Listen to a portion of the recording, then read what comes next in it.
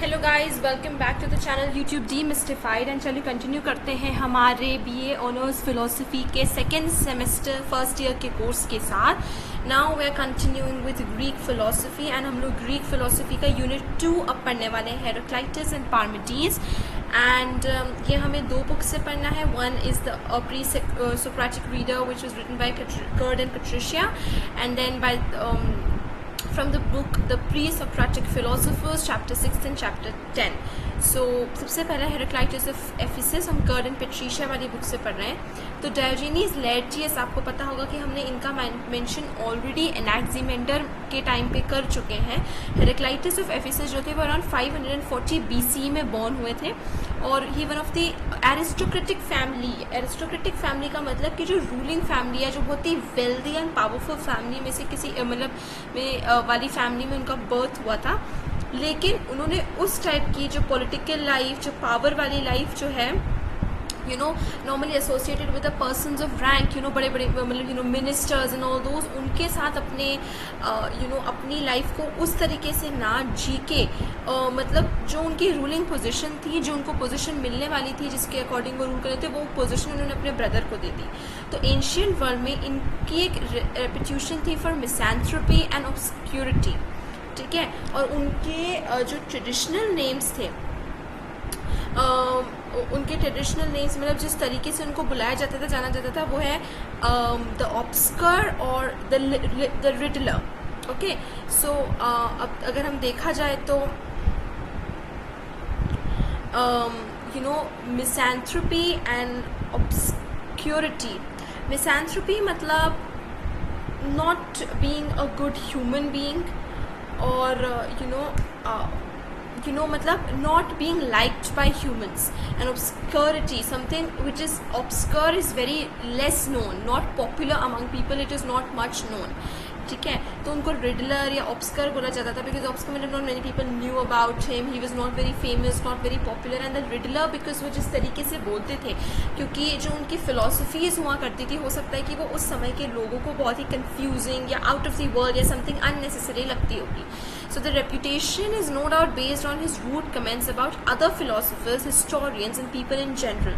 The nicknames on the enigmatic paradoxes he uses to present his views. तो Heraclitus जो थे वो बहुत ज़्यादा क्रिटिसाइजिंग नेचर के थे। उन्होंने बाकी फिलोसफर्स को बहुत ही strong words and strong emotions के साथ क्रिटिसाइज किया था, हिस्टोरियंस को एंड जनरल में भी पीपल को उनके क्वालिटीज़, उनके एट्रीब्यूट्स को लेकर वो बहुत ज़्यादा क्रिटिसाइज करते थे, एकदम से बोल देते थे। ओके, तो और एनिग्मेटिक पैराडॉक्सेस, जिस तरीके से वो अपने व्यूज़ को प्रेजेंट करते थे, उनकी लैंग्वेज, उनके वर्ड्स का यूज़ करना। He said to have written a single book, उन्होंने एक सिंगल बुक लिखी है जिसमें से of which fragment 1 was likely the beginning, ठीक है। तो उस बुक का फ्रैगमेंट 1 जो था वो, although Heraclitus has cosmological views, many of it seem to have been influenced by Xenophanes. He is as interested in exploring questions about knowledge, the soul and the human condition as in making claims about the physical world. The cosmological views मतलब universal views, cosmology जिसके बारे में हम already previous videos unit 1 में Anaximander and Thales पढ़ते वक्त discuss कर चुके हैं। तो उनके कॉस्मोलॉजिकल व्यूज़ भी थे about what is the universe and all that stuff, और उसी के साथ साथ he was also interested in exploring more about knowledge, soul, human conditions, human क्या है, soul क्या है, knowledge कैसे, all of these things. उन्होंने assert किया था कि एक single divine law controls and steers the cosmos. So for him there's a single divine law जो कि पूरे cosmos को, universe को control करती है। he called this the logos. तो according to him ये जो divine law था, ये था logos. The word logos का मतलब होता है account or things said or even word, a single word, a logos, a thing, something said, matlab that's kind of a thing. So with the English word account, to give a logos is to say something but also to give an explanation. तो English में अगर हम देखें तो logos का मतलब किसी चीज़ का explanation देना है, किसी चीज़ का account देना। So the logos मतलब जो divine law मतलब it is the explanation of everything. It gives an account of how and why everything happened.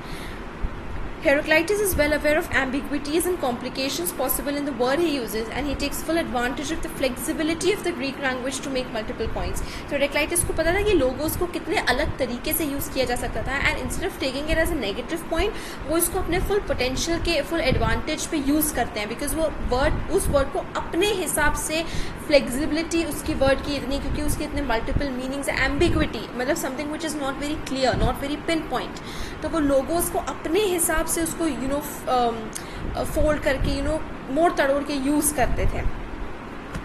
Although the logos is an objective and independent truth above available to all, Heraclitus is convinced that most people do not exercise the capacities required to come to understand it, and instead act like dreamers asleep in their own private worlds. तो Heraclitus को लगता है कि लोग इसको समझने की बजाय अपने ही दुनिया में खोए हुए हैं, अपनी दुनिया के सपने देखे जा रहे हैं.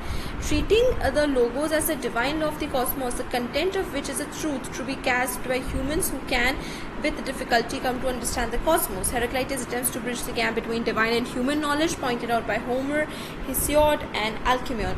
तो Heraclitus जो है वो करते हैं कि ह्यूमन नॉलेज और डिवाइन पावर के बीच में गैप कम करना, मतलब ह्यूमन नॉलेज में डिविनिटी को समझ सके, ह्यूमंस जो है वो डिवाइन नॉलेज को समझ सके. तो लोगोस को हेराक्लाइटस कैसे यूज़ करते हैं? As the divine law of cosmos, cosmos का डिवाइन लॉ जिसकी वजह से पूरी दुनिया जिस तरीके से चल रही है, और उस लोगोस का जो भी कंटेंट है ये ह्यूमंस को ग्रास्प करना बाकी, और कुछ लोग बहुत डिफ़िकल्टी से इसको समझ रहे हैं. The soul that understands the logos can apparently have the sure and certain knowledge that Xenophanes claimed no man has seen. तो वो सोल, वो ह्यूमन जो लोगोस को समझता है, जो समझ सकता है, जिसको लोगोस के बारे में पता है, तो उसके पास कुछ ऐसी नॉलेज है जो किसी ने और नहीं देखी, मतलब he has something special. The path to this understanding is not, Heraclitus thinks, just the inquiry recommended by Xenophanes. Heraclitus ridicules those who have much learning about but little understanding. तो Heraclitus जो है वो उनका एक तरीके से ridicule करना, मतलब मजाक उड़ाना, उनको एक तरीके से इन्फीरियर समझता है उन लोगों को जिनमें बहुत लर्निंग तो है लेकिन अंडरस्टैंडिंग, समझ कम है. उन्हें बहुत पता है, लर्नड इंसान है, बहुत चीज़ों के बारे में पता है, लेकिन उनको चीज़ की समझ नहीं है, रियलाइजेशन नहीं है कि what actually is. The accumulation of facts without insight into the divine law workings of the Cosmos is useless. तो चाहे हमारे पास कितने भी फैक्ट्स हो, अगर हमें उस डिवाइन वर्किंग के बारे में, उसकी कंडीशंस के बारे में नहीं पता है, तो वो जितने भी फैक्ट्स वो यूजलेस, उनका कोई मतलब नहीं है. Understanding how all things from a unity is a fundamental part of the necessary insight.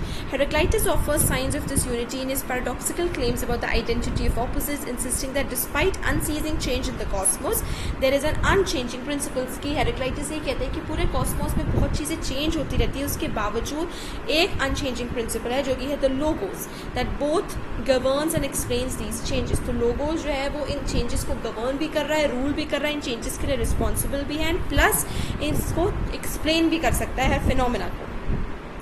Logos का जो फिजिकल साइन है वो है fire, always changing yet always the same, कि फायर हमेशा बदलता रहता है लेकिन फिर भी fire is fire. So for Heraclitus the logos, the principle of all things is fire.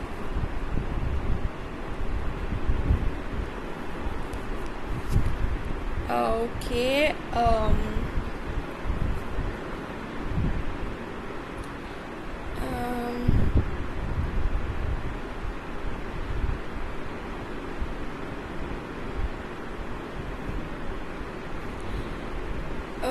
So basically ये फ्रेगमेंट्स जो हमें दिखाए हैं,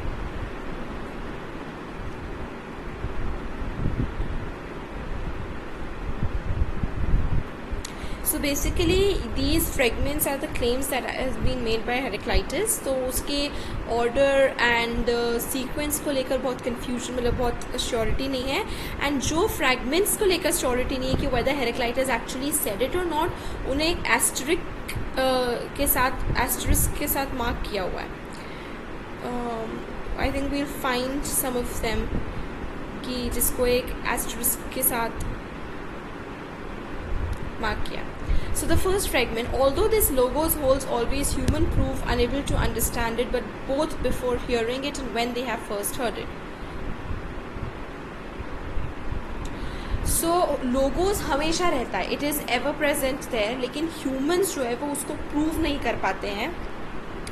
to understand it both before hearing it and when they have first heard it. तो उसको humans को उसके लिए समझना, उसके बारे में सुनना और समझना बहुत ही मुश्किल होता है। For although all things come to be for और to happen in accordance with the logos, humans are like the inexperienced when they experience such words and deeds as I set out, distinguishes each thing in accordance with its nature, physis, and saying how it is. But other people fail to notice what they do when awake, just as they forget what they do while asleep. तो उनका कहना है कि जो भी things come to B, मतलब जिन भी चीज़ों को होना होता है इन accordance with this logos, logos क्योंकि हर चीज़ को गवर्न कर रहा है, तो लोगोस जिन भी चीज़ों को करवाता है, ह्यूमंस जो है वो इनएक्सपीरियंस्ड है, ठीक है। When they experience such words and deeds, तो जब वो इस टाइप की चीज़ों को, इस टाइप के सर्कमस्टांसेस को एक्सपीरियंस करते हैं, उन्हें उस चीज़ के बारे में कोई एक्सपीरियंस, वो इनएक्सपीरियंस होते हैं।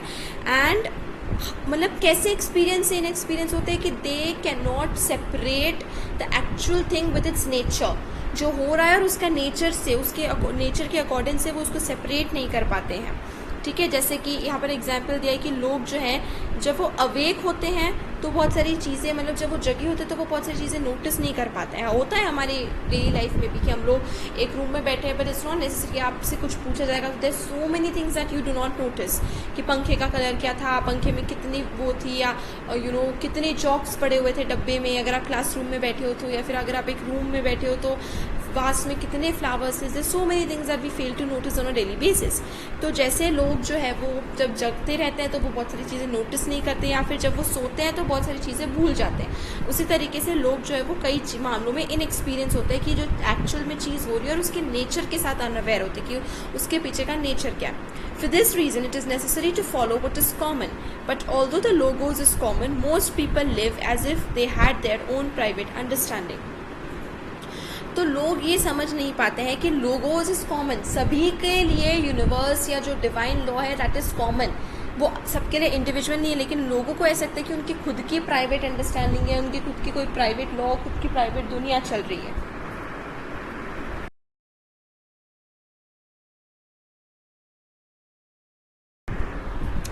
Much learning does not teach insight, otherwise it would have taught Hesiod and Pythagoras and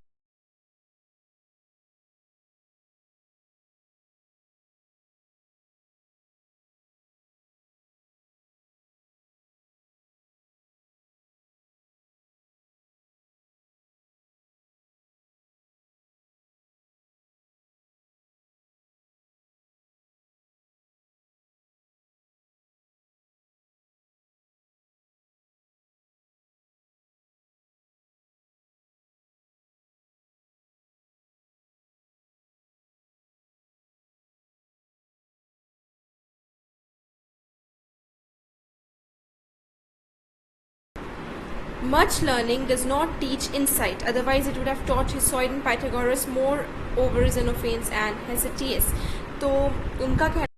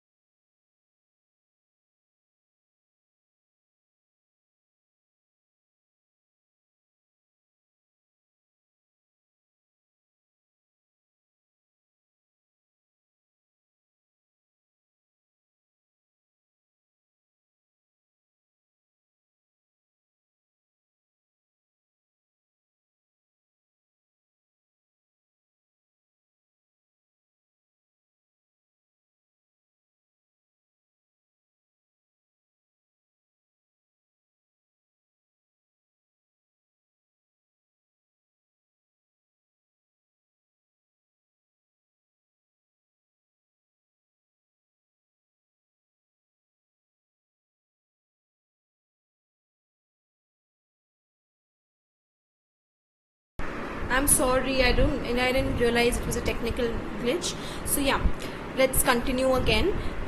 Start again. Much learning does not teach insight. तो जैसे हमने पहले डिस्कस किया था, हेराक्लाइटस कहते हैं कि सिर्फ फैक्ट सीखने से, नॉलेज होने से कुछ भी नहीं होता है, कि अगर ऐसा होता तो उनके अकॉर्डिंग, जैसे कहा जाता है, हमने पहले डिस्कस किया था कि हेराक्लाइटस बाकी फिलोसोफर्स को लेके बहुत क्रिटिसाइज करते थे.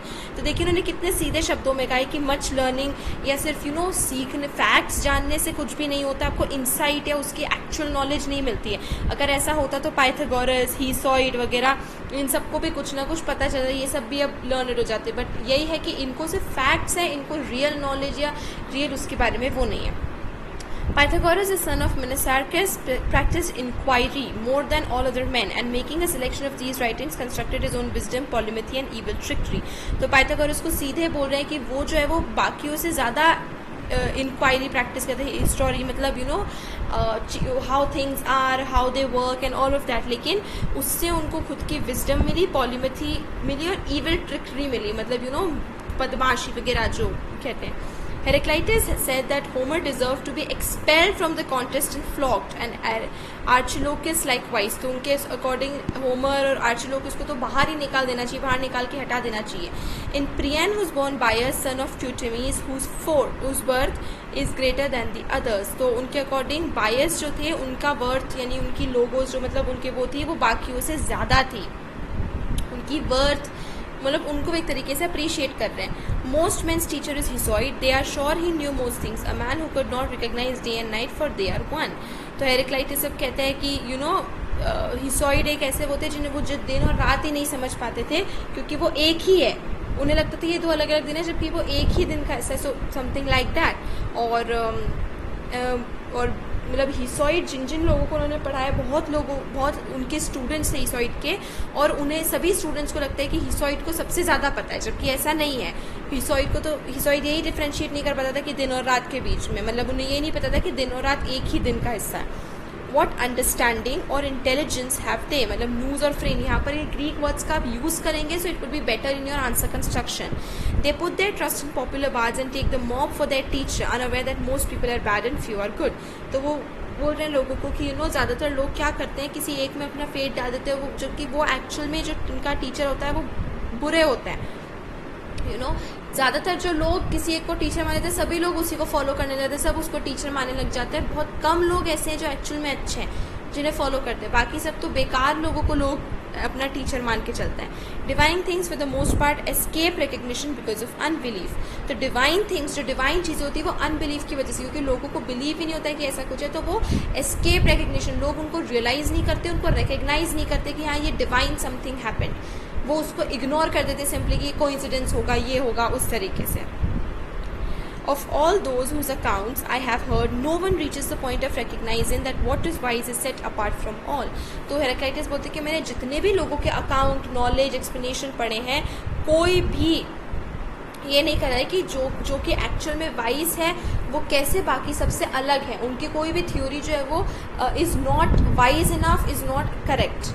Listening not to me but to the logos, it is wise to agree that all things are one. तो कहते हैं कि हमें लोगोस को फॉलो करना, लोगोस हमें यही बताता है कि सभी चीज़ें एक हैं, अलग अलग नहीं है. Everything is connected to each other, everything is one single thing.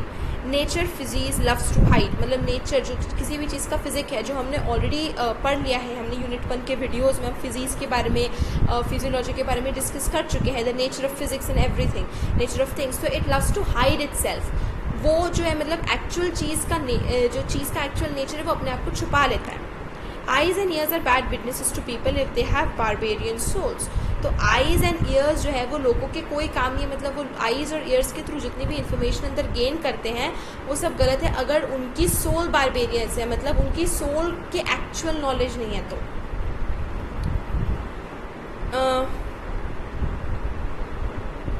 he said that conceit is a holy disease and that sight tells falsehoods.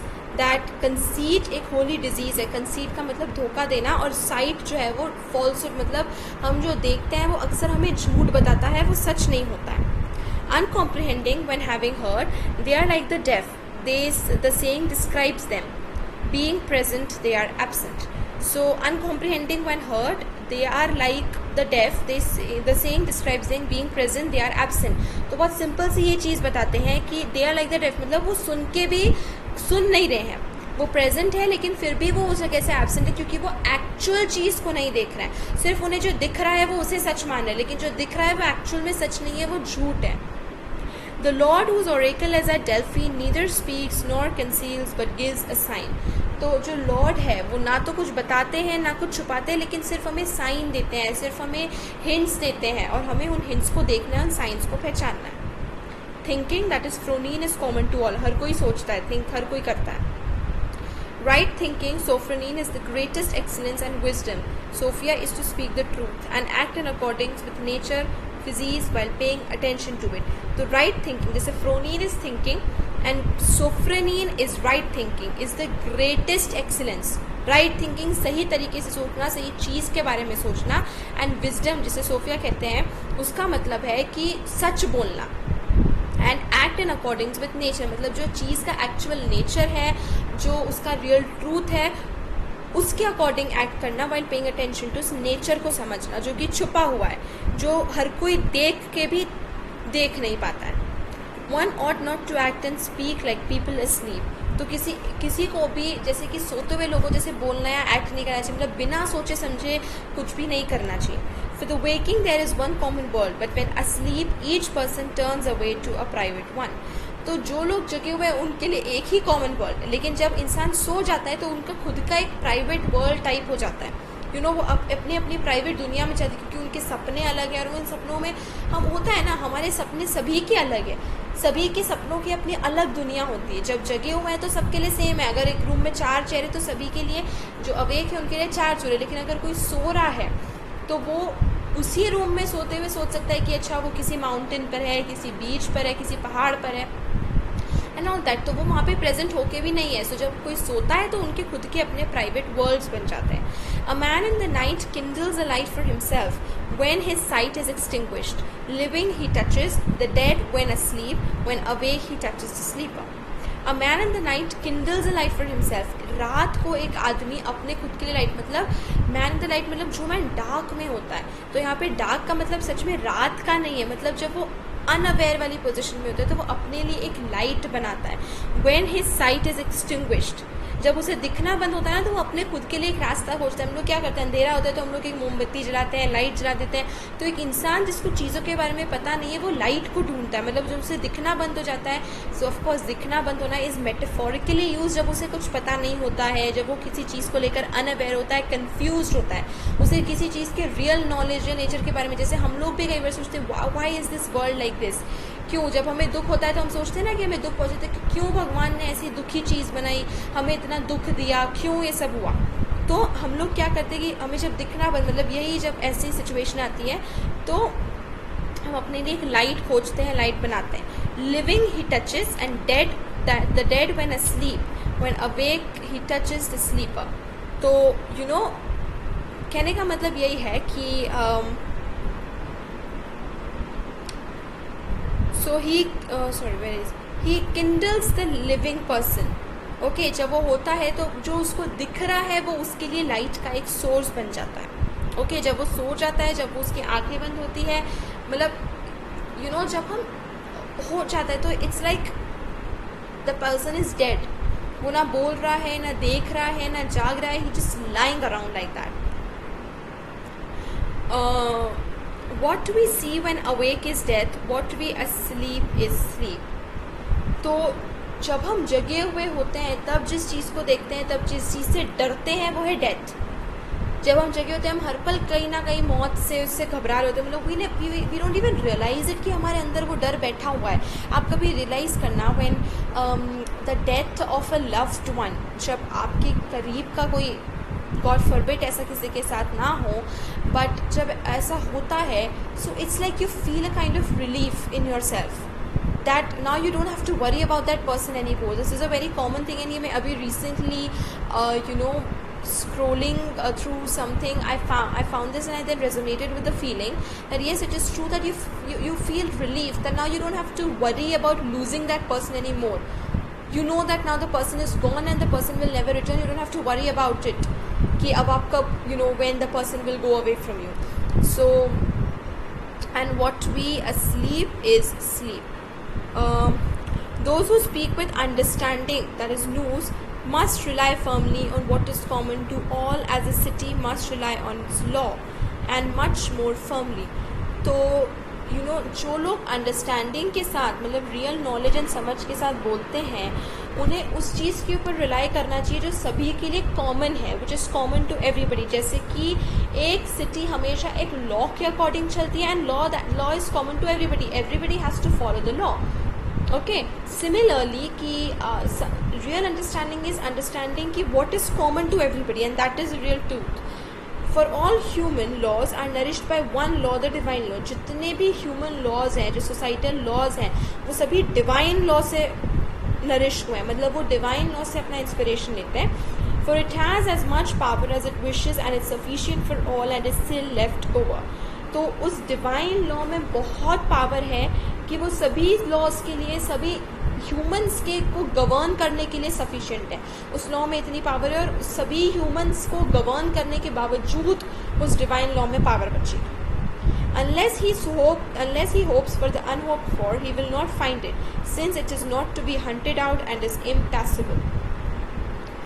तो जब तक वो उस चीज़ के लिए ना होप करे जो अनहोप्ड है, मतलब जिस चीज़ को उसे उम्मीद नहीं है उस चीज़ की वो उम्मीद रखे, तब तक वो किसी चीज़ को नहीं पा सकता. मतलब जब तक वो उन चीज़ों की उम्मीद रख रहा है जो उसको ऑलरेडी पता है, मतलब हो सकती है, जिसकी वो उम्मीद रख सकता है, देन ही नोज एवरीथिंग. मतलब तब then he won't find anything new. तो जब तक वो किसी इम्पॉसिबल, कोई इम्पॉसिबल चीज़ को हंट आउट नहीं करेगा, जो हो नहीं सकता है, जो जिसकी उम्मीद नहीं हो सकती है, उसकी उम्मीद नहीं करेगा, तब तक that person can not come closer to the truth. Those who seek gold dig up much earth but find little. जो लोग सोने को ढूंढते हैं, सोने की तलाश में निकलते हैं, वो ज़मीन में गड्ढे खोदते लेकिन उन्हें कुछ मिलता नहीं है. तो कहने का मतलब कि जो लोग हैप्पीनेस या फिर पावर या इन सब चीज़ों की, इट इज़ मेटाफोरिकली यूज्ड, कि जो हैप्पीनेस या पावर या ये अल्टीमेट सेटिस्फैक्शन, इन सब चीज़ों की खोज में निकलते हैं, उन्हें कुछ नहीं मिलता है, उन्हें बहुत कम मिलता है. Because they are in the first place they are searching for the wrong thing. For many, in fact, all that come upon them do not understand such things, nor when they have noticed them do they know them, but they seem to themselves. बहुत लोगों के लिए जो वो चीज़ देखते हैं वो उसको एक्चुअल में समझ नहीं पाते, उसको रियलाइज़ नहीं करते, उसके बियॉन्ड कुछ नहीं देख पाते, और जब वो उन्हें नोटिस कर लेते हैं तब भी वो उस चीज़ को नहीं समझ पाते. मतलब they kind of ignore it. वो उस चीज़ को, वो चीज़ उनके सामने होती है, उसके बावजूद वो रियल ट्रूथ को नहीं देख पाते हैं. They are at odds with the logos with which above all they are in continuous contact, and the things they meet every day appear strange to them. लोग जो होते हैं एक्चुअल में, या जो फिलोसफर्स या जो हिस्टोरियंस है, they are at odd with the logos. मतलब वो जो लोगोज है, जो एक्चुअल डिवाइन लॉ है, उन्हें उनकी उस लोगोज की समझ ही नहीं है. उस बीइंग ऑड एट समथिंग, मतलब उस चीज़ से अच्छे रिलेशन ना होना या टू समथिंग लाइक दैट. तो वो लोगोस को अच्छे से पहचानते ही नहीं है, उस लोगों से उनको रियल लोगोस के बारे में पता ही नहीं है. उस लोगोस के साथ वो कंटिन्यूस कॉन्टैक्ट में थे, लेकिन वो उसको इग्नोर करे जा रहे हैं, वो उसको भाव नहीं दे रहे हैं. And the things they meet every day appear strange to them. तो दिन भर की चीज़ों के लिए, दिन भर की चीज़ें जिन्हें वो रोज़ इंटरेक्ट करते हैं, वो भी उन्हें लगता है कुछ नया है, कुछ स्ट्रेंज है. कितनी सारी चीज़ें हमें कितना स्ट्रेंज लगता है कई बार कि जब हम नेचर के बारे में सोचते हैं कि how the nature is balancing itself, कैसे हर चीज़ एक दूसरे को बैलेंस कर रही है. जो डियर है वो घास खा रहा है, तो लायन डियर को खा रहा है, तो द बैलेंसिंग थिंग. तो हम इन चीज़ों को रोज़ हमारे नेचर में ऑब्जर्व करते हैं, बट स्टिल हमें कई बार ये बड़ा अजीब सा लगता है, बड़ा ही मिराक्युलस सा लगता है कि how is this everything happening. Heraclitus just human opinions to be children's play things. Heraclitus कहते हैं कि ह्यूमन के जो ओपिनियंस है वो बच्चों के खेलने टाइप की चीज़ें, हर पल बदलती रहती है, उनका इंटरेस्ट बदलता रहता है, उनके ओपिनियंस. जैसे बच्चों का ऐसा होता है कि पहले एक टॉय के साथ खेल रहे हैं, फिर थोड़ी देर बाद उससे मन भर जाता है, उन्हें नया टॉय चाहिए, उस खिलौने को तोड़ देते हैं, उसको कुछ वो नहीं करते हैं, उसकी वैल्यू इतना ज़्यादा नहीं रखते हैं. या फिर कई बार होता है कि कुछ बच्चे होते हैं जो अगर एक टॉय से चिपक जाते हैं, उससे इतना चिपक जाते हैं कि उसे छोड़ेंगे ही नहीं. सो लोगों के ओपिनियंस भी ऐसे हैं, कुछ लोग बहुत स्टर्न होते हैं, बहुत ही ज़्यादा वो होते हैं कि वो कुछ भी हो जाए वो उस चीज़ को वो नहीं करेंगे, और कुछ लोग ऐसे होते हैं जो बस कभी उनके ओपिनियंस चेंज करते रहते हैं, they don't have any firmness in their views. Rebuking some of their unbelief, Heraclitus says, knowing neither how to hear nor how to speak. Knowing neither how to hear nor to speak. तो Heraclitus कहते हैं कि हम actual में जानते ही नहीं है कैसे बोले और कैसे सुने. हमें एक्चुअल पता ही नहीं है कि हमें क्या चीज़ सुनना है और कैसे सुनना. हम लोग समझते हैं कि सिर्फ जो आवाज़ें आ रही है उसको सुन लेना. We don't actually have a real understanding of that. The knowledge of the most famous persons which they guard is but opinion. Justice will convict those who fabricate falsehoods and bear witness to them. So ज़्यादातर most famous person, यानी again he is somewhere targeting those philosophers. तो most famous persons की जो knowledge है जिसे वो बहुत ही supreme मानते हैं, वो उनकी एक्चुअल में नॉलेज नहीं है, उनकी ओपिनियन है, उन्हें ऐसा लगता है, वो उनके व्यू है. और हेराक्लाइटस कहते हैं कि जो लोग झूठ को, फॉल्सहुड को फैब्रिकेट कर रहे हैं, उसे झूठा मूठा करके और फिर दुनिया के सामने प्रेजेंट कर रहे हैं और वो कर रहे हैं, उन्हें जस्टिस सज़ा देगा. उनका जस्टिस, उन्हें जस्टिस मतलब you know it is not justifies and justified, क्योंकि वो अपने ओपिनियन को नॉलेज बता के दुनिया को बेच रहे हैं. They will get punished before it. A fool is excited by every word. तो एक फूल जो है, जिसे चीज़ों की एक्चुअल अंडरस्टैंडिंग ही नहीं है, वो कोई भी नई चीज़ को, कोई भी नए वर्ड को, मतलब वर्ड से मतलब है कि कोई भी नया आता है और उसे एकदम से एक्साइटेड होता है, wow this is something new I never knew about it. उस चीज़ को समझता नहीं है, अंडरस्टैंड नहीं करता, he just gets excited and littlest of things. The least of things I meant. Dogs bark at everyone they do not know. तो dogs क्या करते हैं कि हर किसी के ऊपर, जिनको वो नहीं जानता है, वो हर चीज़ के ऊपर बाक करते हैं. जो उनके जान पहचान का है वो, तो यू नो ह्यूमंस भी ऐसे ही हैं कि जैसे कि वो, जैसे हमने ऊपर ही पॉइंट पढ़ा कि they get excited at every little thing, anything which is new for them. कोई भी न्यू एक्सपीरियंस होता है, they just get like excited और ऐसे हो जाते हैं बिल्कुल that wow they have seen something miraculous. People are deceived about the knowledge of obvious things, like Homer, who was wiser than all the Greeks. For children who were killing lies deceived him by saying, all we saw and caught we have left behind, but all we neither saw nor caught we bring with us. तो लोग जो है वो बहुत ही obvious सी चीज़ों के बारे में, के नॉलेज के बारे में वो धोखा खा जाते हैं. वो समझते हैं कि it is the actual knowledge of thing, लेकिन बहुत ही ऑब्वियस चीज़ें जो उन्हें पता है कि इसका वही होगा, उसके बारे में भी वो लोग, उसके नॉलेज के बारे में भी वो लोग मिस्टेक हो जाते हैं, धोखा खा जाते हैं. जैसे कि होमर जो थे वो कहते हैं कि वाइजर देन ऑल ग्रीक्स. जैसे कि for children who were killing lease deceived him. अब क्या होमर जैसे कि बताया कि होमर बाकी ग्रीक से बहुत ही ज़्यादा नॉलेजेबल था, लेकिन वो कितनी ऑब्वियस सी चीज़ को लेकर धोखा खा गया. तो बच्चे उसको क्या बोल के बेवकूफ़ बना जाते थे कि जो भी हमें पकड़ में आया हमने वहीं छोड़ दिया, पीछे छोड़ दिया, और जो हमने देखा नहीं, पकड़ा नहीं, उसे हम साथ में लेकर आ गए. सो बच्चे जो बाल में जू होती है ना, लीज, तो दैट इज़ वेरी ऑब्वियस कि जू भाई जिसे जो जू उनकी पकड़ में नहीं आई, जो लीज उनके हाथ में नहीं आई, वो उनके साथ में लेकर उनके सिर में अभी भी बालों के बीच में, लेकिन जिसे उन्हें पकड़ लिया वो उन्हें पीछे छोड़ के आ गए. सो ये बहुत ही वो है, बट वो ऐसे होमर को इस तरीके से बेवकूफ़ बना जाते थे. Let us not make random conjectures about the greatest matters.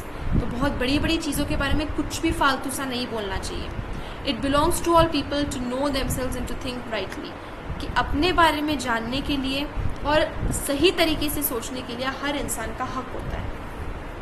Men who are lovers of wisdom must be inquirers into many things indeed. जो लोग विजडम के बारे में मतलब विजडम से प्यार करते हैं, जिन्हें विजडम के बारे में पता है, उनके हमेशा इंक्वायरर्स होंगे. वो उन्हें चीज़ों को जानना होगा, वो बहुत सारी चीज़ों को उन्हें जानना होगा, क्वेश्चंस होंगे, हर चीज़ के बारे में उन्हें पता करना होगा. सो जो लोग लवर्स ऑफ विजडम हैं, जो विजडम नॉलेज से प्यार करते हैं, वो बहुत सारे क्वेश्चंस पूछते हैं, बहुत सारे क्वेश्चंस होते हैं चीज़ों के बारे में. आई सर्च्ड माई सेल्फ और इंक्वायर्ड इंटू माई सेल्फ. तो अपने बारे में खोजना, अपनी रियल आइडेंटिटी के बारे में. An unapparent connection is stronger than an apparent one. तो एक अनअपेरेंट सा कनेक्शन जो होता है, जिसके बारे में हम रियलाइज़ नहीं करते हैं, जो हमें पता नहीं होता है, जो बहुत ऑब्वियस नहीं होता है, कई बार वो कनेक्शन ज़्यादा स्ट्रॉन्गर होता है. We don't even realise it and that connection is more stronger. And यहाँ पे वो एक तरीके से डिवाइन को रिफर कर रहे हैं, द डिवाइन लॉ. दैट हम लोग सभी उस डिवाइन लॉ से कनेक्टेड है. We all are one. We don't know about it, and it is stronger than the connections that we know. Upon those who step into the same rivers, different and again different waters flow. अब यहाँ पे हेरेक्लाइटस जो है वो change के बारे में बात करें कि हाउ एवरीथिंग कीप्स चेंजिंग. कोई भी चीज़ इज नॉट द सेम.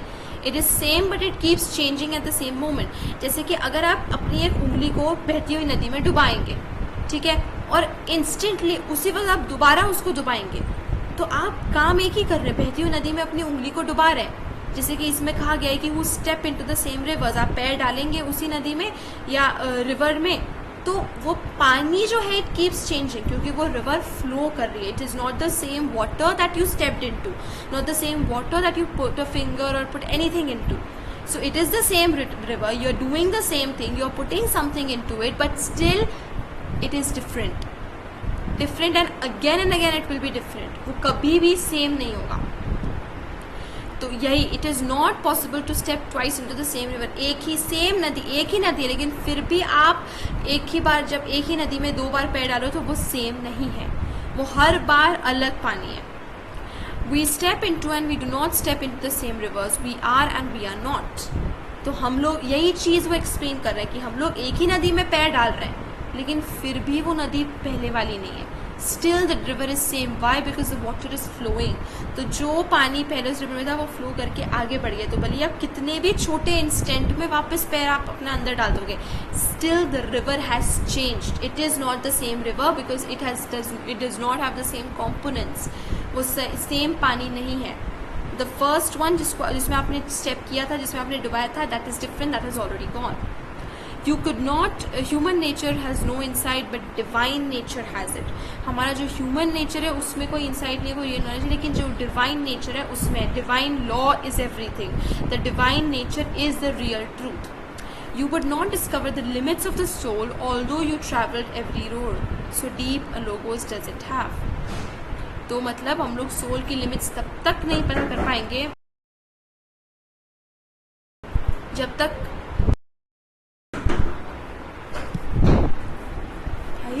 क्या कर रही हूँ, मैं कॉल पे हूँ. हाँ जाओ, मैं नहीं खाने आऊँ.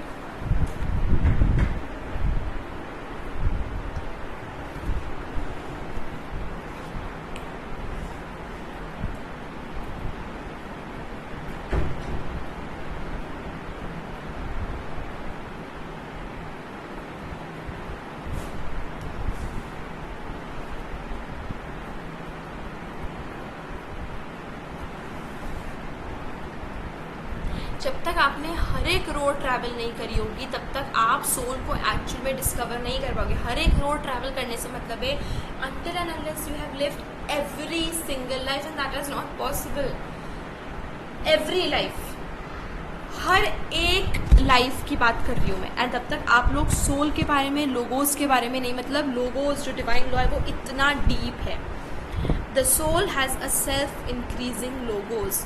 सोल का एक अपना मतलब सोल की जो डिवाइन लॉ है वो हमेशा सेल्फ इंक्रीजिंग डिवाइन लॉ है.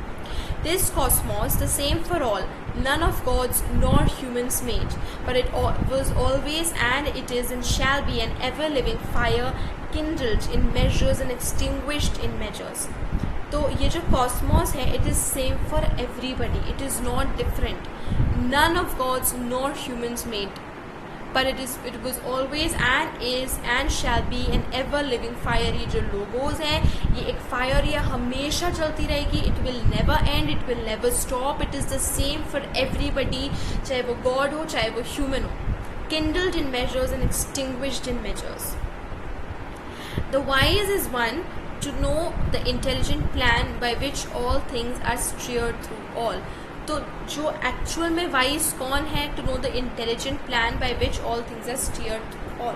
तो वाइज वाला वो है जो उस प्लान की खोज में निकला है कि वो चीज़ जो सभी चीज़ों को गवर्न कर रही है, सभी चीज़ों को स्टीयर कर रही है.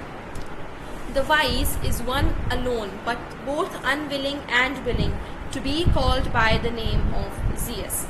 The wise is one alone जो जो जो रियल है, जो जो डिवाइन मतलब जो है, जो एक्चुअल में जिसे सब चीज़ों के बारे में पता है, who controls everything, is only one and it is both willing and unwilling to be called by the name of Zeus.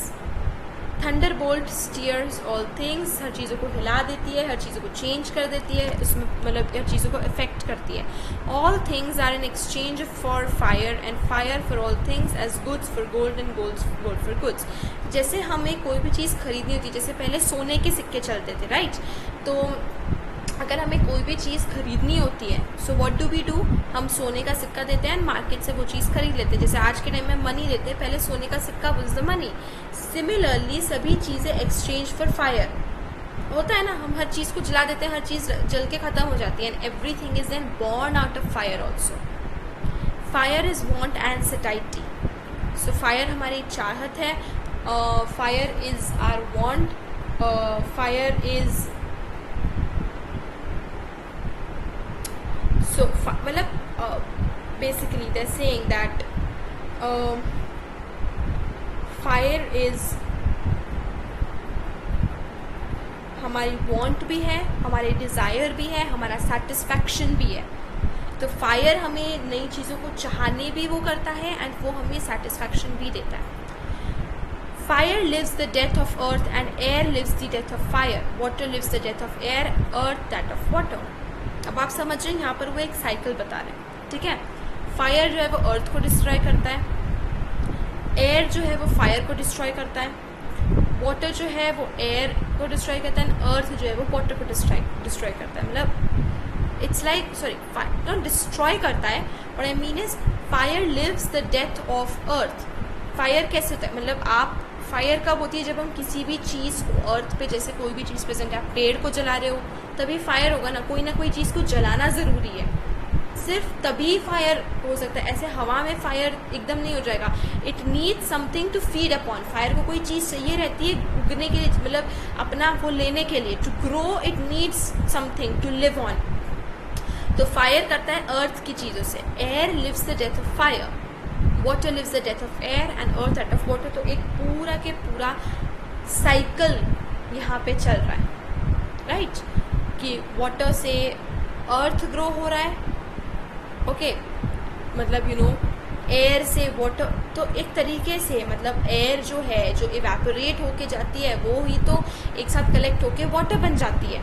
So this is how the things are changing and it is a complete cycle. फिर water जब plants ले लेते हैं तो वो अर्थ मतलब soil उसमें convert हो जाता है. सो अर्थ जो है वो वाटर ख़त्म होता है तो अर्थ यानी प्लांट्स प्रोड्यूस हो गए, राइट? अर्थ ख़त्म हो गई तो फायर प्रोड्यूस हो गया, फायर ख़त्म हो गई तो एयर प्रोड्यूस हो गया, everything like that. And air ख़त्म हो गई तो वाटर प्रोड्यूस हो गया. मतलब एयर चेंज होके वाटर बन जाती है, वाटर चेंज होके अर्थ बन जाता है. It's like that. For souls to become water is to die. For water to become earth is to die. But from earth water comes to be, from water soul. तो यही चीज़ cycle बता रहे हैं, ठीक है? सोल्स के लिए water को मरना ज़रूरी. कहने का मतलब यही है कि जैसे प्लांट तब तक नहीं उगेगा जब तक उसको पानी नहीं मिलेगा. तो सोल को ज़िंदा होने के लिए या सोल को होने के लिए, बीज को बोने के लिए, उगने के लिए पानी की ज़रूरत होती है. और पानी के लिए अर्थ को बढ़ना ज़रूरी है. मतलब वो इवेपोरेशन तभी होगा चीज़ों का. अर्थ से पानी आता है, पानी से सोल आते हैं. It's like that cycle. Gleam of light, the dry soul wisest and best. तो ग्लीम ऑफ लाइट जिसके ऊपर पड़ती है, the dry soul is the wisest and the best. तो gleam of light is like that divine light, that divine knowledge. A man when drunk is led by a boy, stumbling and not knowing where he goes, since his soul is moist. तो जब एक man होता है जो drunken होता है, जिसने alcohol P रखा होता है, he is in a state of like unconscious, not unconsciousness, but he is in a state of consciousness, but he does not realize about his surrounding, stumbling and not knowing where he goes, since his soul is moist. उसकी soil moist है. तो वो एक तरीके से metaphorically कह रहे हैं कि क्योंकि वो उसकी सोल मॉइस्ट है, इन द सेंस कि क्योंकि वो अवेयर होके भी अनअवेयर है. He is aware of things, still he is unaware, and he just keeps stumbling upon things. Changing it rests. Change is there, मतलब change keeps happening, and change is the only constant, kind of that. Even the quern falls apart if it is not stirred. Sorry, not kaikyon is falls apart. Falls apart if it is not stirred. So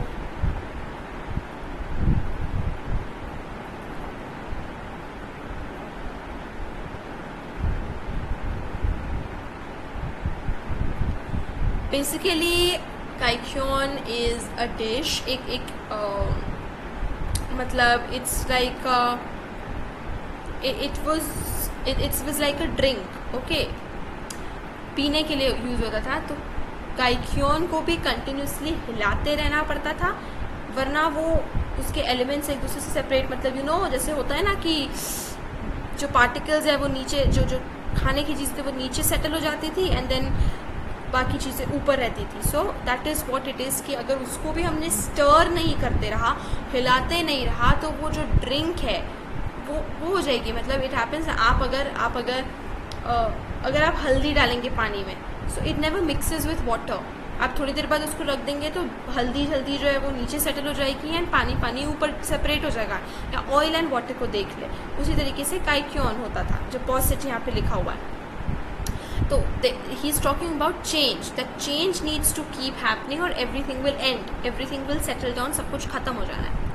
It is necessary to know that war is common and justice is strife, and that all things happen in accordance with strife and necessity. तो ये जानना ज़रूरी कि war is common और होना पड़ता है, justice के लिए लड़ना पड़ता है, and सभी चीज़ें strife और necessity की वजह से ही होती है. मतलब justice और war की वजह से हर चीज़ justice के according, justice के लिए होती है, to balance out.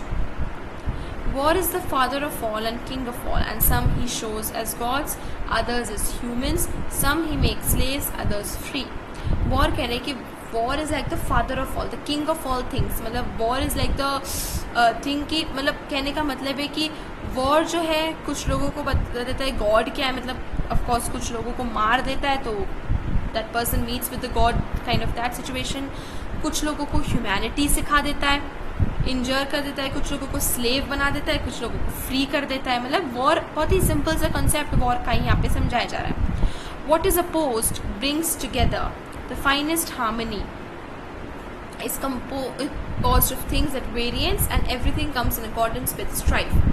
तो what is opposed brings together, तो opposite चीज़ें साथ में लाके finest harmony create करती है.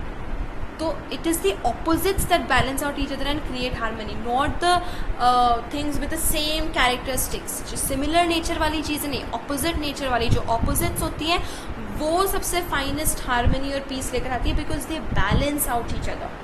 Opposites, similar view वाले तो it will go on one side, वो एक ही तरफ पूरा bent हो जाएगा, but opposites balance out and that is why they create the finest harmony, finest peace. तो जब चीज़ें एक दूसरे से अलग होती है तब वो एक साथ अपने अकॉर्डिंग्स में आती है. Things taken together are whole and not whole. Something that is being brought together and brought apart in tune and out of tune. Out of all things there comes a unity and out of unity all things. तो यही reason है जैसे Heraclitus को Riddler कहा जाता था, because वो जो कहते थे वो एक रिडल के फॉर्म में.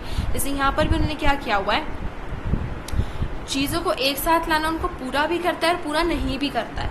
ठीक है, यहाँ पे वो क्या बोलते हैं, जैसे कि out of all thing there comes a unity, मतलब सभी चीज़ों से निकल के यूनिटी आती है.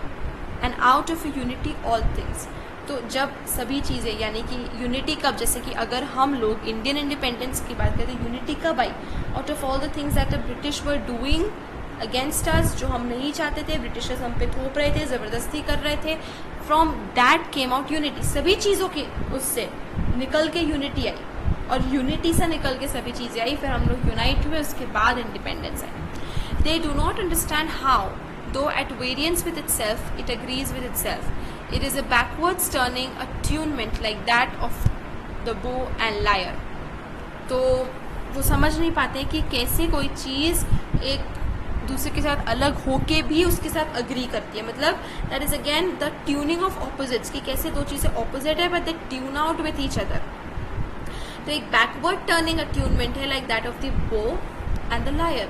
तो you no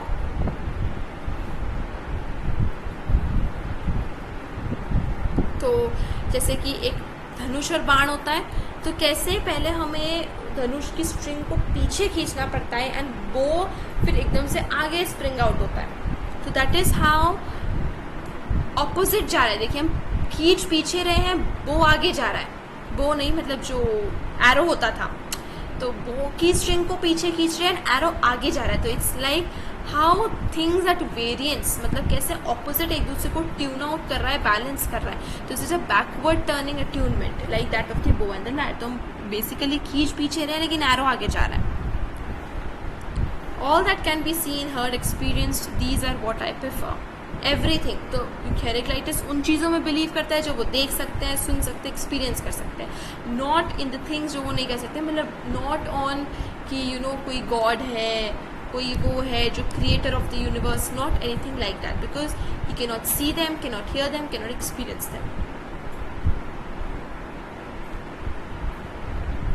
eyes are more accurate witnesses than the ears. तो ये तो बहुत सिंपल सी लाइन है। If all things will smoke, nostrils will distinguish them. अगर हर चीज़ स्मोक होती, हर चीज़ धुआं होती, तो नॉस्ट्रल्स उनमें पहचान कर पाता। मतलब कहने का मतलब है कि अगर हर चीज़ यू नो हमारा सेंस जो है वो उनमें पहचान कर पाता, बट ऐसा नहीं है। All things are not like that. Souls have use of the sense of souls smell in Hades. Okay, the name of the bow is life, but its work is death. तो कहने का मतलब है कि उसका bow and arrow का काम क्या है? To kill somebody. But that killing is what will set the other person free. So the name of the bow is life, but its work is death. मतलब यही काम, वो opposites के बारे में बात करें कि वो काम किसका है, उसको बनाता, बो एंड एरो को बनाने का काम लिविंग का है, बट उसका काम क्या है, किसी दूसरे को मारना, टू किल। एंड बेसिकली इसका मतलब ये है कि the name is life but its work is to kill.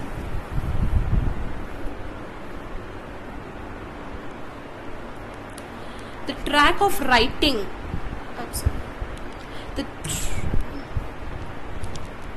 where is the point? The track of writing, the path of the carding wheel is straight and crooked. The road up and the road down are one and the same. तो मतलब एक road, मतलब road एक ही है, उसमें हम बस आगे पीछे जा रहे हैं, कोई ऊपर जा रहा है तो कोई नीचे आ रहा है। तो it's again a metaphor, metaphorically use किया है कि रास्ता एक ही है, सब चीज़ें एक ही है, हम लोग एक ही जर्नी पर है, पर बस अंतर ये कि कोई ऊपर जा रहा है, कोई नीचे जा रहा है, मतलब कोई आगे जा रहा है, कोई पीछे जा रहा है। तो ऐसा लगता है कि सब लोग अलग अलग इस पे, अलग अलग डायरेक्शन में मूव कर रहे हैं, अलग अलग उसमें, बट बेसिकली वो रोड एक ही है जिस पाथ पे वो चल रहा है। The sea is the purest and most polluted water, to fishes drinkable and bringing safety, to humans undrinkable and destructive. Again it is talking about opposites, कि सी जो है वो सेफेस्ट भी है, प्योरेस्ट भी है और सबसे ज़्यादा पोल्यूटेड भी है। हम लोग के लिए ड्रिंकिंग वाटर कितना कम अवेलेबल है, fresh water.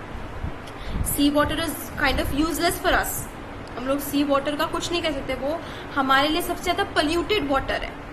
Everything which goes in to the sea, that water is of no use to us, लेकिन for fishes the sea is the safest water, the purest of it. तो humans के लिए वो destructive है, सी में अगर tsunami आ जाती है तो it's destructive for humans, but that same sea is the place where the fishes breathe, live, grow. तो how the same thing, it is the same thing, वही बात जो ऊपर रोड अप एंड डाउन वाली वही चीज़ है कि it's the same thing, it's just that different for different people. The most beautiful of apes is ugly in comparison with the human race. तो अगेन जो सबसे सुंदर मंकिया एप होगा वो ह्यूमन रेस के लिए सबसे अगलीस्ट ह्यूमन होगा, मतलब ये वो होगा। तो जो मान लीजिए कि जो बंदर बहुत ज़्यादा मतलब सुंदर होगा वो हमारे लिए तो अगलीस्ट होगा ना, ugliest not in comparison with other apps, but जब हम उनको विथ अस कंपेयर करेंगे उस बंदर को, तो for us that will be the ugliest living being when we compare that ape with ourselves. The pigs rejoice in mud more than in pure water. Very good. Asses would choose rubbish rather than gold. तो जब हम किसी चीज़ को assess करते हैं, किसी चीज़ के बारे में अंडरस्टैंडिंग रखते हैं, किसी चीज़ के बारे में जानना चाहते हैं, तो वो रबिश को ज़्यादा वो करेगा, ना कि गोल्ड को। ठीक है, वो समझते हैं हम, मतलब जो जिसमें असेसमेंट करने की पावर है वो समझेगा कि gold is not actually valuable then the rubbish. We would call oxen happy when they find better veg to eat. Again, how many more are left? Okay, 4, 5, 6, 7 pages more. 113 तक है, right? We are where?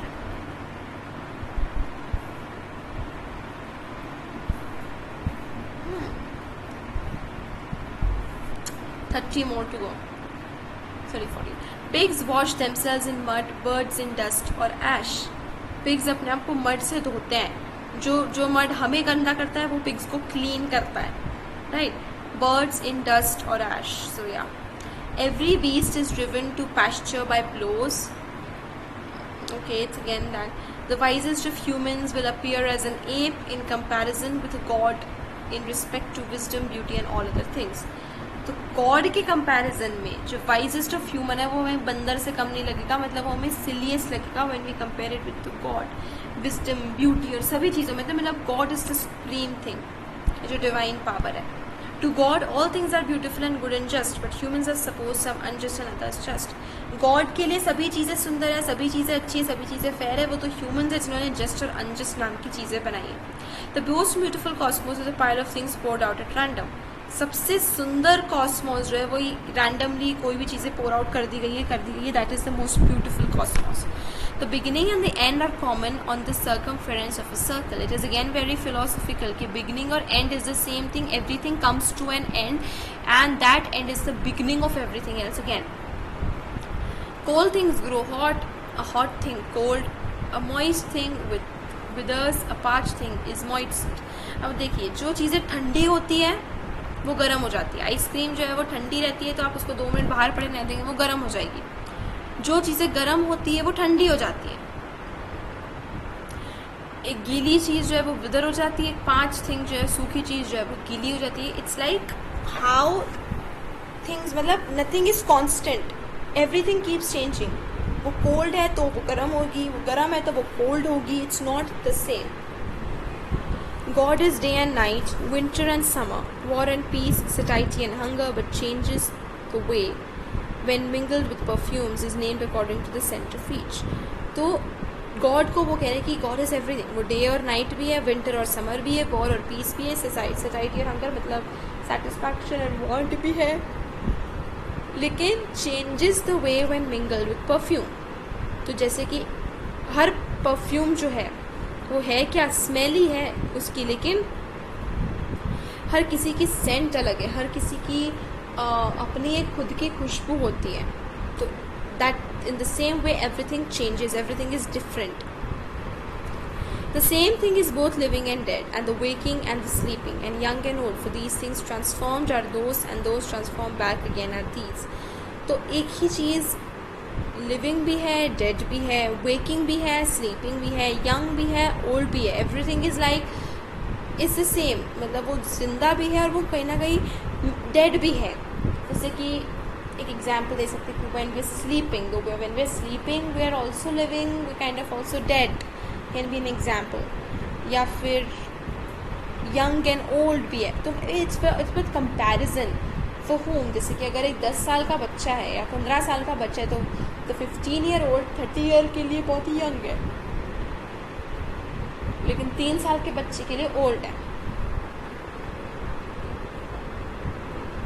They would not have known the name of justice if these things did not exist. तो अगर unjust चीज़ें नहीं होती तो उन्हें justice के बारे में कुछ पता ही नहीं होता. जस्ट क्या है वो हमें कैसे पता चलता है कि जब कुछ अनजस्ट होता है तब. जैसे कि ये लाइट क्या है वो हमें कैसे पता चलता है, जब हमें डार्क के बारे में पता है, वरना हमें पता नहीं होता.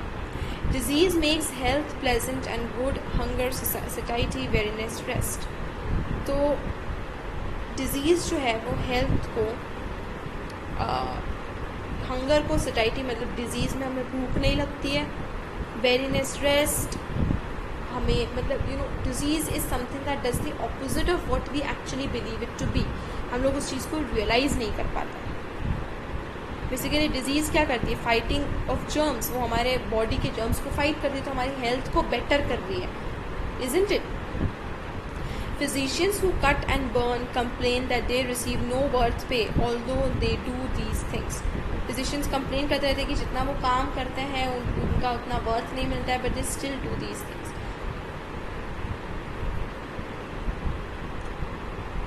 मतलब यही है ना, हम ऐसे कई बार हम लोग जोकिंगली भी बोलते हैं कि एक डॉक्टर का काम क्या है, पेशेंट को ठीक करना, जबकि उसे उसी पेशेंट से पैसा मिल रहा है, फिर भी वो अपनी लाइवलीहुड को ख़त्म कर रहा है. Immortal mortals, mortal immortals, living the death of the others and dying their life. Again, very philosophical riddle-like thing. And वही चीज़ बोल रहा है कि जो हमने ऊपर डिस्कस की, like living and dead, young and old at the same time.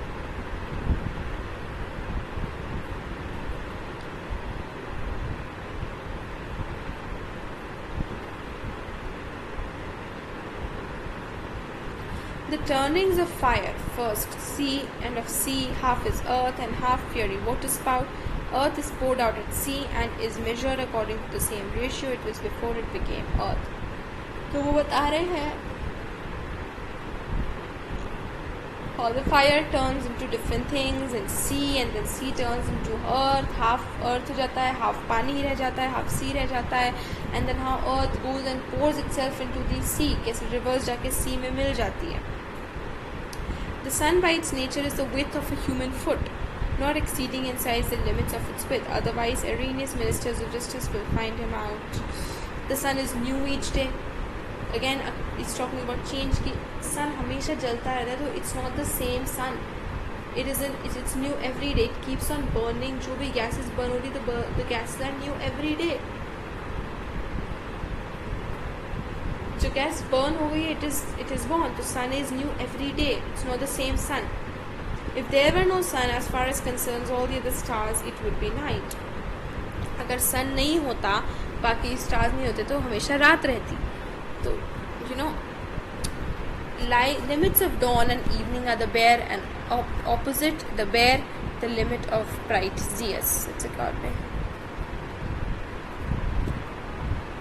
So bear basically वो कॉन्स्टलेशन की बात कर रहा है. आपने सुना ही होगा कि वो कैसे constellation,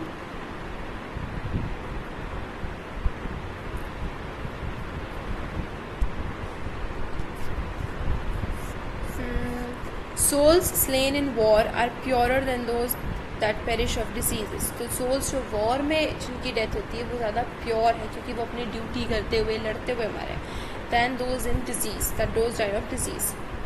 Gods and humans honor those slain in war. Again, same thing. Greater deaths win greater destinies. जितनी ज़्यादा महान आपकी डेथ होगी, उतनी ज़्यादा आपकी अगले लाइफ में डेस्टिनी होगी. Things unexpected and unthought of await humans when they die. तो जब humans मरते हैं तो वो ऐसी चीज़ें उनका वेट करती है जो उन्होंने ना सोची होगी ना एक्सपेक्ट की होगी. They arise and become vigilant guardians of the living and the dead. So the dead है,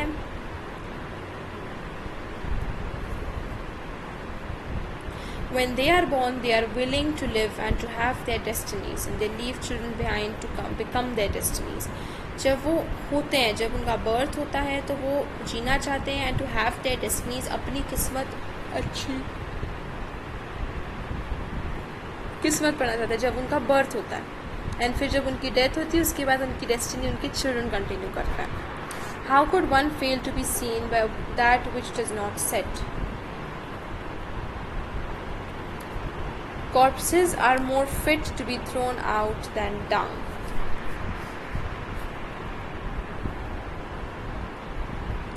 Every grown man of the Ephesians, should hang himself and leave the city to the boys. For they banished Hermodorus, the best man among them, saying, "Let no one of us excel, or if he does, be it elsewhere and among others." तो वो एफिसिस के लोगों को criticise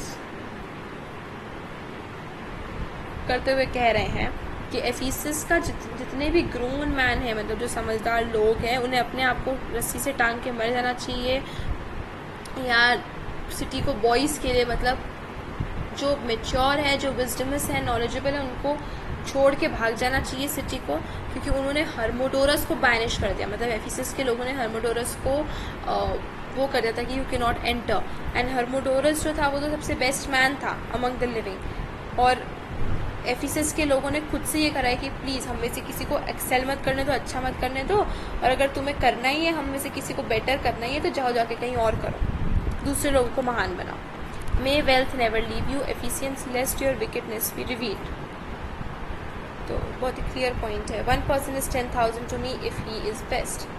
अगर वो इंसान बहुत अच्छा है तो वो एक ही इंसान मेरे लिए 10,000 के काफ़ी है। A lifetime is a child playing checkers. The kingdom belongs to a child. Again, the people must fight for the law as for the city wall. तो लोगों को लॉ के लिए लड़ना चाहिए, लॉ को अपहोल्ड करने के लिए लड़ना चाहिए। Willful violence must be quenched more than a fire. तो willful violence यानी कि जो आपसे रिवेंज लेना चाहता है उससे उस रिवेंज की शांति देना ज़रूरी है। अगर आप उस रिवेंज वाले या उस वायलेंट इंसान को पोक करते रहेंगे तो उसका रिवेंज आपके लिए बढ़ता ही जाएगा। A person's character is his divinity, guardian spirit. It is not better for humans to get all they want. तो it is not better. ठीक है, तो मतलब अगर ह्यूमंस को जो वो चाहते हैं सब कुछ मिल जाएगा तो वो अच्छा नहीं होगा, ऐसा नहीं होना चाहिए। It is better to conceal ignorance. Very clear. It is difficult to fight against anger, for whatever it wants, it buys at the price of the soul. तो गुस्से से लड़ना मुश्किल है, क्योंकि जो भी गुस्से को शांत करने के लिए चाहिए होता है वो कैसे मिलता है? किसी दूसरे सोल को हर्ट करके। They vainly purify themselves with blood when defiled with it, as if a man who had stepped into mud were to wash it off with mud. He would thought mad if anyone noticed him acting thus. तो लोग जो है वो blood को मार धाड़ करके वो समझते कि खुद प्योर हो गए, मतलब कि कीचड़ को धोने के लिए कीचड़ में ही घुस रहे हैं। If it were not for Dionysus that they hold possessions and sing hymns to the shameful parts, it would be a most shameless act. But Hades and Dionysus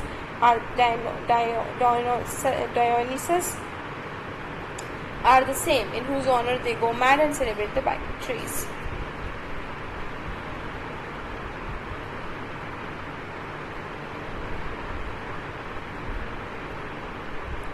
The secret rites practiced among humans are celebrated in honor of night walkers, Magi, Bekoi, Lenai and the initiated. तो ये basically अलग अलग class of people को बता रहे हैं हेरेक्राइटस, और उनको थ्रेटन कर रहे हैं कि जैसे जो नाइट वॉकर्स हैं वो आपको पता ही है, या फिर जो